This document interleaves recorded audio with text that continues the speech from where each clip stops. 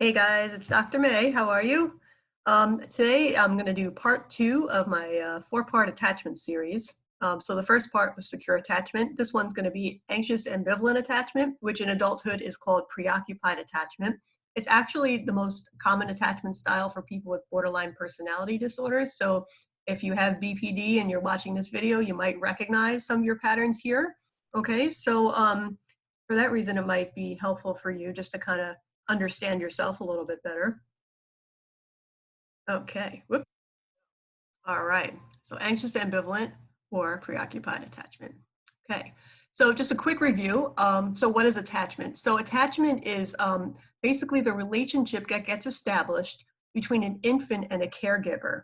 And it has to do with the back and forth exchange that happens and the parent's attunement to the child and the way the child perceives their availability, their attunement, and their responsiveness. Okay, and because when we're infants, we desperately need caregivers in order to stay alive, we make our own adaptations to kind of be attuned to the caregivers too. So they attune to us and we attune back to them.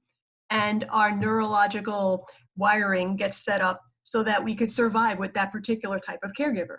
Okay, so there's different styles of attachment that could develop based on this model. And one of them is what we're going to talk about today. Okay, so just also to keep in mind that attachment isn't a permanent quality within yourself. It's just an adaptation that you can bring into your relationships. And sometimes you have different attachment styles with different people. And your attachment style could also change over time, depending on other kinds of more healing interactions you might have. Okay, so that's the good news. So if you're starting off with something like anxious ambivalent attachment and it's creating some problems for you, you could always move closer to secure attachment with some work that you can do. Okay, and I'll give a few tips about that at the end. Okay, so here we go. So here's a little chart for you with some of the Peanuts gang.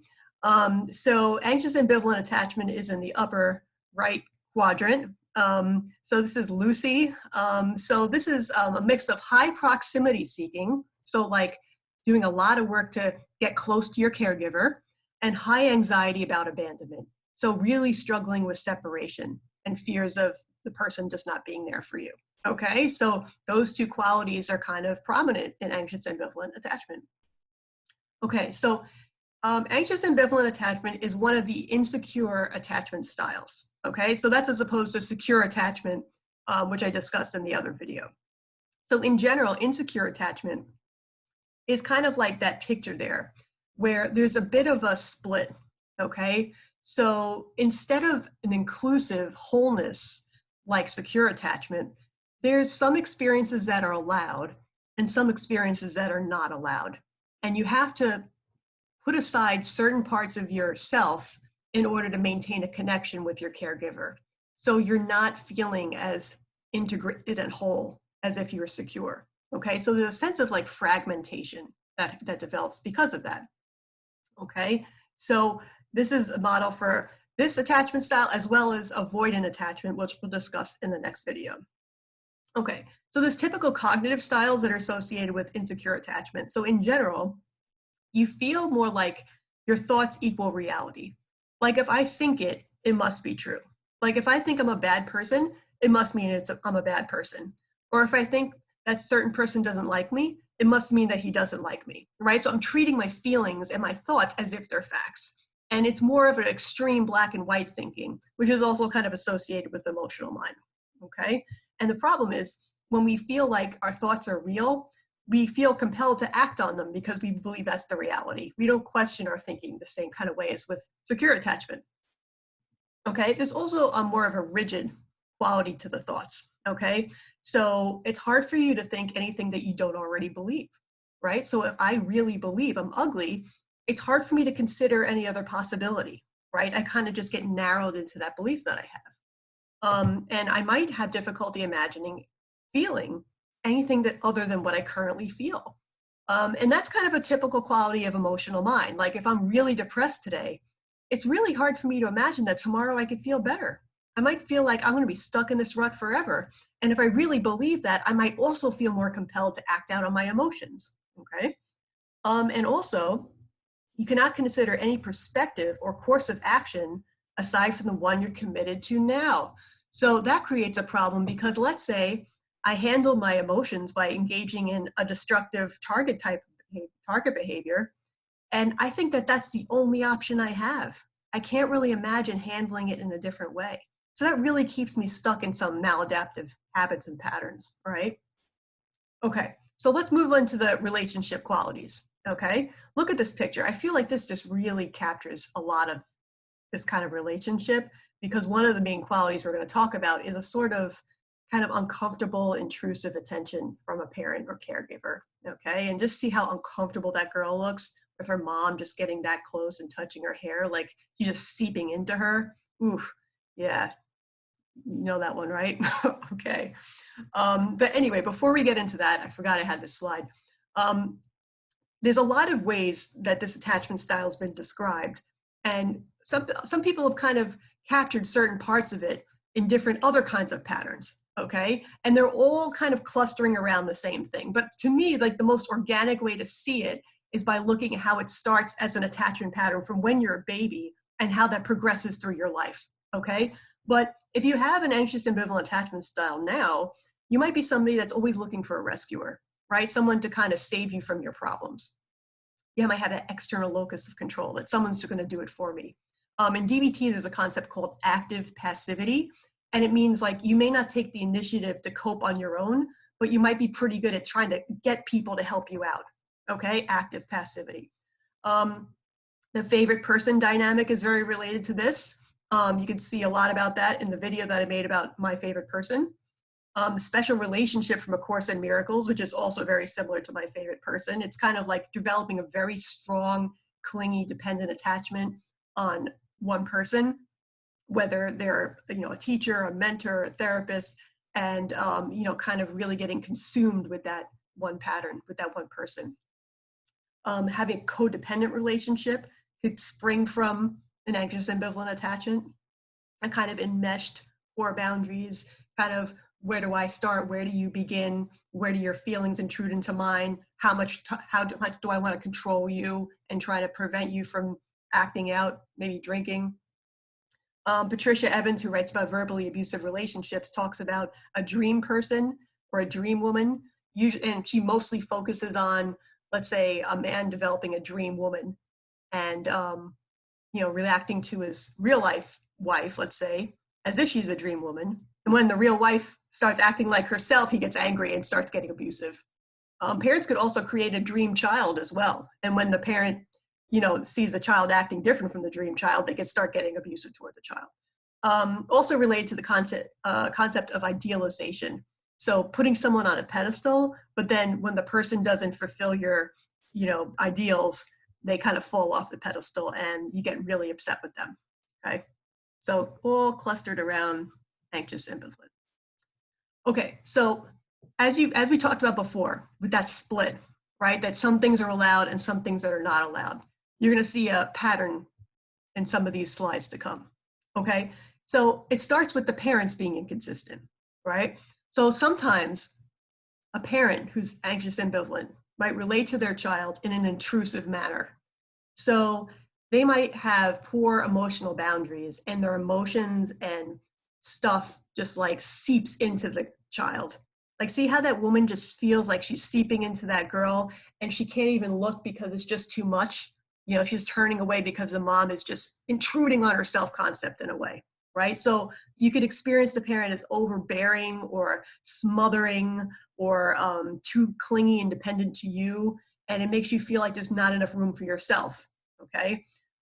When the parent mirrors you in this kind of a sense, they call it contingent and unmarked, okay? So contingent means like, if you're anxious, the parent might get anxious too. If you're really sad, the parent might get really sad, right? Like they might respond to the emotion you're putting out there, but they're doing it in a way that amplifies the emotion. That's the unmarked part. So like, if I'm the kid and I'm crying, my parent might start crying too, like, oh my God, my poor baby, and this is no good, and we got to run to the school, we got to talk to the teacher, and because of my parents' reaction, I might start getting even more upset, right? So it's like amplifying my reaction instead of soothing my reaction. So because that happens, it makes it harder for me to learn emotion regulation because my parents just making it worse. They're exaggerating what I'm feeling, okay? On the other hand, the parent might also alternate between intrusive and unavailable.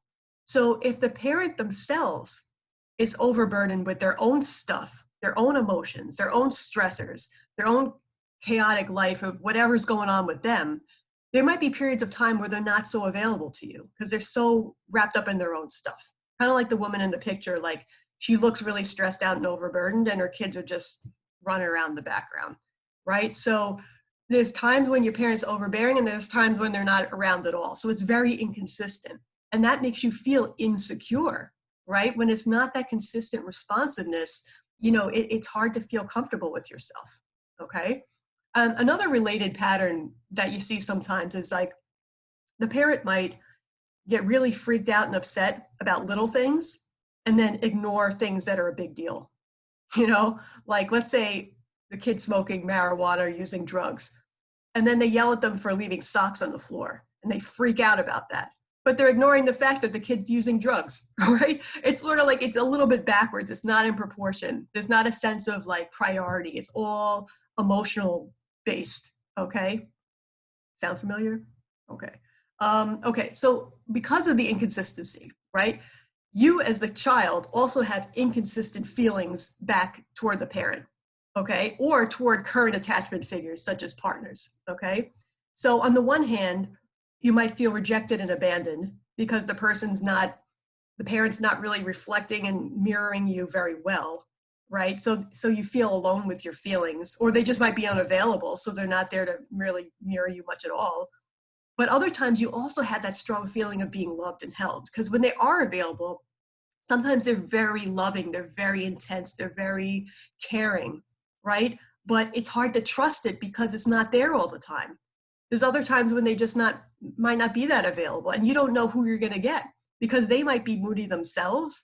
One time they might be the good parent, another time they might be the angry, nasty, critical parent. It's like you don't know who's walking through the room. So it's hard to feel like you know what's coming, right? Insecure. All right.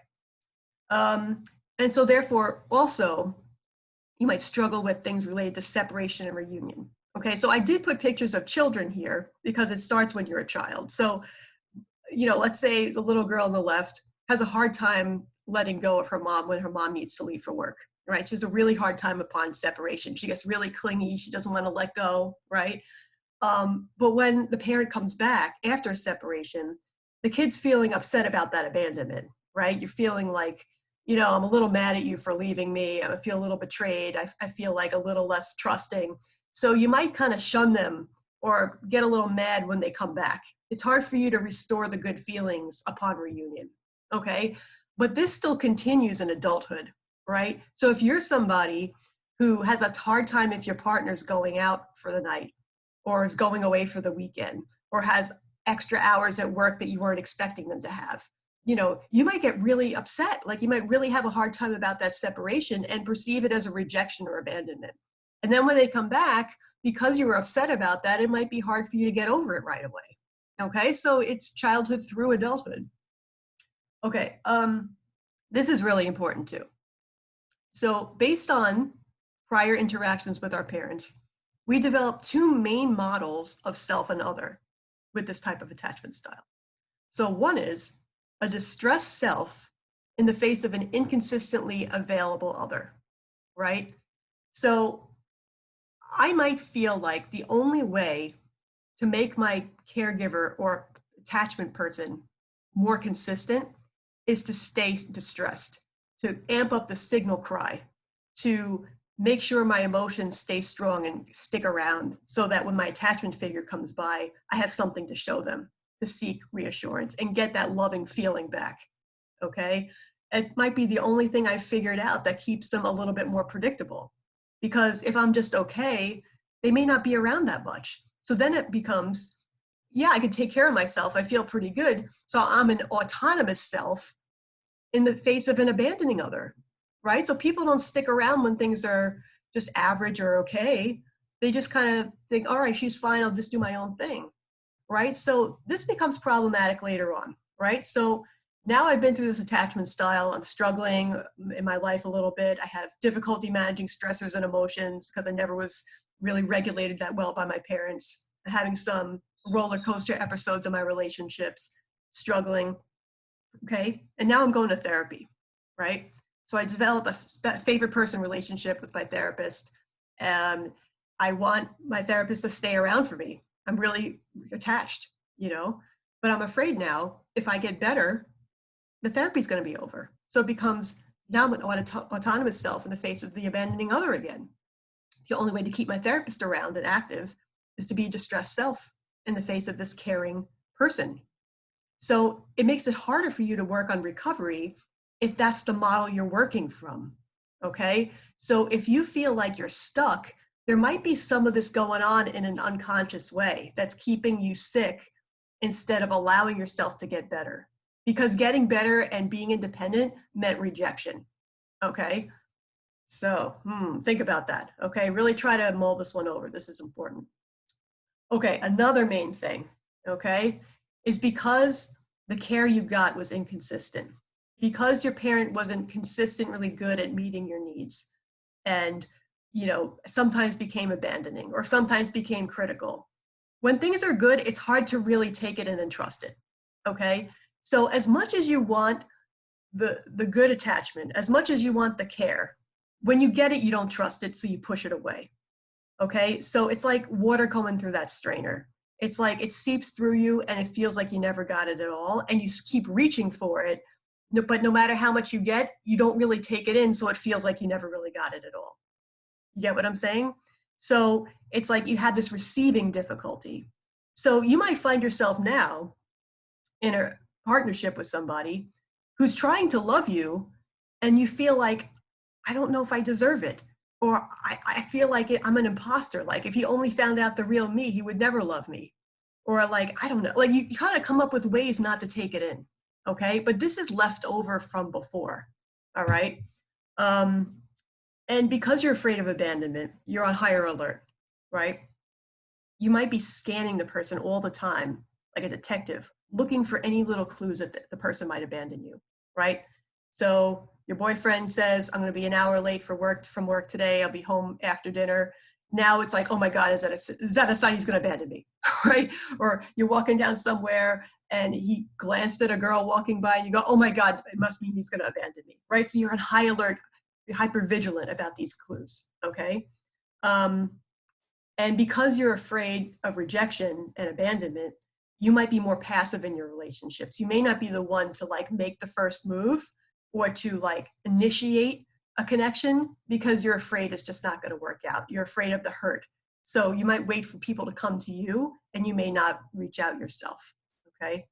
And also because you're hurt, you might also punish people for rejecting you or punish people for any perceived slight or any perceived disconnect. So the anger might come out too in your relationships. All right. Okay. Also talking about a split, right? So unlike secure attachment, where you feel comfortable attaching and comfortable on your own, right? Comfortable with people and comfortable exploring, right? Here, there's much more of a focus on attachment, right?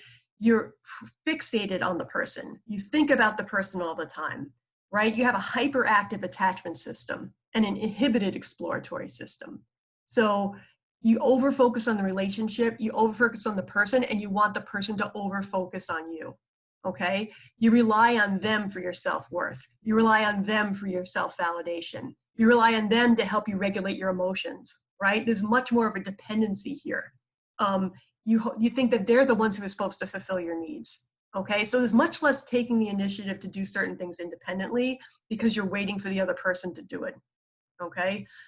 There's also this thing they call a false consensus bias. So because the boundaries here, as you can tell, are kind of a little permeable and there's more of an emotional mush going on, you kind of had this bias where you overassume that people are like you or think like you or feel like you, okay? You overassume similarity when it may or may not be there, okay? And sometimes in a favorite person relationship, for example, you're always striving to be the same. You're striving for this twinship. So it's related to that sense of false consensus bias. Like if we're just exactly the same, we'll have a perfect connection, okay? All right. Another thing that's a split is a mind-body disconnect. Okay. So instead of a mind-body integration, like secure attachment, when you're much more emotional, you become much more of a somaticizer. So your body tends to express a lot of your emotions, your memories, and stuff like that, right? But at the same time, you may not think about it in a psychological way. You might not realize the meaning that your body is trying to express, right? Or realize that there's messages in what this somatically is happening right now. Okay. So if I have a stomach ache because I have a test tomorrow, I might just attribute it to something I ate instead of being like, wow, that's really a sign that I was feeling anxious today. Right. So I don't really get that connection as easily if I'm in this type of attachment. Okay. Okay. In a more of a neurological, neuropsychological sense, okay, instead of having flexible thinking, right, which is the healthy version, now there's much more of a chaotic thinking type. Okay, this is what they call a neural swamp. Okay, so because you're much more in emotional mind, right? So there's much more of a mush mush going on. So your past intrudes on the present. So if you're in your relationships, like people are reminding you of people from the past, you're reacting to them as if they're people from the past. Like, you know, it's hard to separate past and present. It's hard to fully be in the moment, right? When you talk, you tend to be too much of a talker. You might self-soothe by talking to try to make that connection. And you might be a little bit all over the place in your talking. Might be a little circumstantial, tangential. You know, it's hard to get to the point. You kind of, one story leads to another, the past leads to the present, stuff like that. So it's a little bit more disorganized than, you know, a secure attachment. All right. And like I said, much more an emotional mind. Okay. So your prefrontal cortex has less control over your limbic system for your emotional reactions. Okay. You might, because you're hypervigilant, let's say scanning for, you know, signs of rejection or abandonment, you're much more, you know, in sympathetic arousal. Therefore, you have a stronger startle response. You have much more, you know, of a scanning of the environment, waiting for something to happen, waiting for the shoe to drop, right? And unlike secure attachment, where you could feel and deal in the presence of a person in a relationship, here you feel, but you can't deal, right? So your emotions are flooding you, but you're not coping with them so well, okay? So that's kind of related to like the borderline personality disorder thing, right? Like you have so many emotions, they're overwhelming, and it's hard to control. It's hard to manage, all right? All right, so let's get to a few tips for moving towards secure. Okay, so you're not helplessly, hopelessly tied into this attachment style forever, right? So there's ways to produce an earned secure attachment, and there's a few things that we could do specifically. One, because we have trouble taking in the good, there's what they call a 1% more exercise, okay? So if you perceive that someone's being nice to you, right? Or they're being kind, or they're listening, or being empathic, can you allow yourself to take it in and trust it just 1% more? Just a little bit more than you're used to, okay? Can you feel it just a little bit more? Let it sink in, right? So instead of brushing it aside or letting it slip past, you know, focusing on the negative too much, try to let that positive in just a little bit more, okay? For a lot more tips about how to do this, watch my video about receiving, okay? Because I go over a lot of this issue in more detail. Another thing, instead of focusing on the other person having to help me, to meet my needs, to help me manage my emotions, instead of being this external locus of control for that kind of stuff, try to give yourself some of what you need, right? Don't just wait for validation for other people. You could validate yourself, right? If you're not getting empathy from somebody, try to empathize with yourself, right? If someone's not caring for you the way you want to be cared for, give yourself the care that you need, right? So this kind of balances out the co-regulation and self-regulation a little bit more, okay? Another one, of course, bringing in mindfulness, right? So mindfulness helps our thoughts become a lot more flexible and creates more of that thought style. It also helps us manage our emotions better, because when we're just observing our emotions, watching them come and go, feeling what it feels like in my body, knowing that my emotions do impact my body, creating that mind-body connection, it gives me a much better handle on things, okay? And of course, DBT skills for emotion regulation, distress tolerance, all that kind of stuff comes into play. And because, it's a relationship issue, interpersonal effectiveness skills obviously come into play, right? And of course, interpersonal effectiveness skills helps us with the healthy boundaries and limits, right? So instead of, being boundaryless and one down and clinging to people too much, or letting people in, intruding on us too much, which makes us feel really bad, we're going to figure out better ways to have a healthy, separation between us and other people, so we could let them in a healthy way and let ourselves out in a healthy way, in a moderate way. Okay? So these are just a few tips, all right? But I'm just giving you a sort of a direction you could continue to follow, all right? And I think this is the last, yes. All right, so hope that helped. Hope to give you some insights maybe into yourself or maybe some people you know, okay? So see you in the next video and take care for now. All right, bye guys.